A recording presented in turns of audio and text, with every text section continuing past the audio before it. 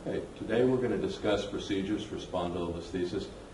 Great similarity to your standard Protocol 1 and Protocol 2. There's just a few variations that you need to take into account. Number one is we distract over a fulcrum. So we want to create a fulcrum that can either be done through the use of a cushion, as we see over here, or if your table is equipped like this one, we can actually raise this thoracic and lumbar section. If you'll grasp it here, there's a release just behind the tension knob of the thoracic section, and you can bring this up, and that will create a fulcrum. The apex of the fulcrum needs to go directly under the anteriorly displaced spondylitic segment. Okay, so if it's an L5 true lytic spondylolisthesis, you want to get the body of L5 right over there, and that's done to stabilize or support that unstable anteriorly displaced segment, just to make sure that we don't displace it potentially any further. The fulcrum also serves to reduce the lumbar lordosis. In spondylolisthesis, there tends to be an accentuation of the lumbar lordosis, and very difficult to get a contact with an accentuated lordosis. So you want to try and remove the lordosis. Again, that is the purpose of the fulcrum. The other thing to consider is we never distract the lytic segment. We always go to the next segment directly above. So if we have an L5 spondylolisthesis, we will contact the L4 spinous process. If it's an L4 spondylolisthesis, we'll contact the L3 spinous process. So keep those things in mind. Otherwise, we follow the standard Protocol 1 or Protocol 2 guidelines. Protocol 1, if they have a spondylolisthesis with a radicular component, then we follow Protocol 1. If they have a spondylolisthesis with no lower extremity, no radicular component, we follow Protocol 2. Okay, so Shannon, come on around and let's go face down. Raise her up.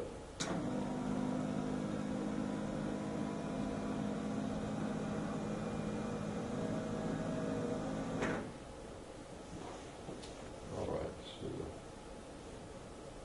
let's expose the area to work on. All right, so we'll just say she has an L5 spondylo. So there's L4, and then there's L5. So we want L5 actually on the apex of this fulcrum. So let's come down a little this way. Good. Okay. So again, there's L4, and so L5 is now being directly supported by the apex of this fulcrum right here. And then you can also see that the lordosis has been reduced. You can see if we drop this, you'll see how the lordosis forms again, and that would be very difficult. That reduces it significantly right there, and that's going to allow us to get a good contact. All right, so if it is an L5 spondylolisthesis, then our contact point is going to be L4. See if we can give you some clues in finding that.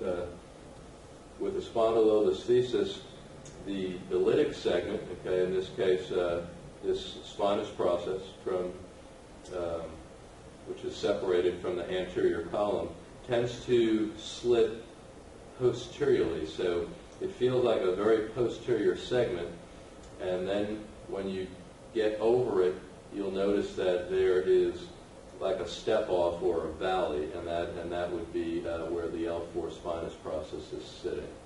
So they're fairly easy to find. So again, if she had an L5 spondylo, we would feel L5 would feel be a very posterior feel, almost like the L5 spinous is trying to come through the skin, and then as we roll over it onto L4, we would drop down right onto that L4 spinous, and that would be your contact point. Okay. Now, if she had the spondylo and there was a radicular component, then we would do a Protocol 1. Okay. Okay, so we want to stabilize a little better than that. I think we've added some air to this table. Yeah.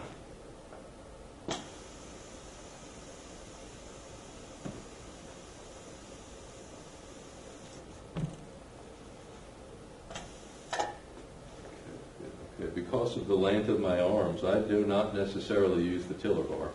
Okay, so you have that option as well. Okay, so L5 spondylo, right radicular component, contact point is L4. Okay, so we're on L4, and because there's radicular component, we follow our formula for 3 20-second decompression sessions. So we would find that area of elastic resistance, and then make sure you're square to the table, square to the patient, arm is locked down, and then you would do your 5 4-second pumps on L4. Basically just following the Protocol 1 guidelines all the way through. Same scenario without a radicular component. Again, L5 spondylo, no radicular component. Make sure you get off of L5 and onto L4 spinous. Find the area of elastic resistance. Do your 10 2-second pumps. Release your lateral flexion lever. Find the area of elastic resistance, and then do your 10 lateral flexions left, 10 lateral flexions right, 10 circumductions left, 10 circumductions right, and then 10 extensions. Okay, so pretty much the protocols are consistent except for these few additions. Again, we adjust over a fulcrum to stabilize that anteriorly displaced segment and also to reduce the lumbar lordosis. And then always remember to go directly, one segment directly above the spondylo. There'd be no reason to distract the spinous of the spondylo itself. There'd be no advantage to it at all.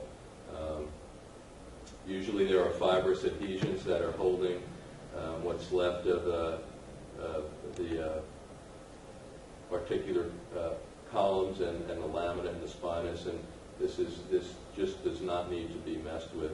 It's already an unstable segment by its nature, and we don't want to go in and create more instability. So we go directly above. So if we can maybe zoom on this one, that's possible. You can see over here, this is an L5 spondylo. You can see the defect right over there. There's the defect. And you can see that there's the defect right there. And the doctor is contacting with the Stenar the L4 spinous process. And that's the basic formula for treating a spondylolisthesis. Very, very effective. Works wonderfully well for the lytic type or the non-lytic type. And the non-lytic type would be a degenerative spondylolisthesis where there is no pars defect. But you do have anterior slippage due to advanced degenerative changes in the facets and in the disc. And that's an overview of spondylolisthesis procedures.